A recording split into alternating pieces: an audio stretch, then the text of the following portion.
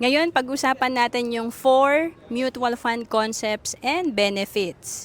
Una is professional management. Dito sa mutual fund, may mga professional fund manager ka na bahalang mag-invest para sa'yo. Pangalawa is diversification. Ibig sabihin, nakakalat, nakadiversify yung ating investment sa mga top corporations. Pangatlo, liquidity. Ibig sabihin, kung gusto mong i-withdraw yung pera mo or i-redeem, pwede mo ito makuha within 7 working days. And low investment minimums. Maliit lang ang halaga, pwede ka na makapag-start. Para makapagsimula ka sa mutual fund, pwede kang magpa-member sa IMG. 6,000 pesos lang ang ating membership fee kung ikaw ay nasa Pilipinas at around 12,000 pesos lang kung nasa abroad ka. So pwede mo nang gawin to online ang pag-i-invest.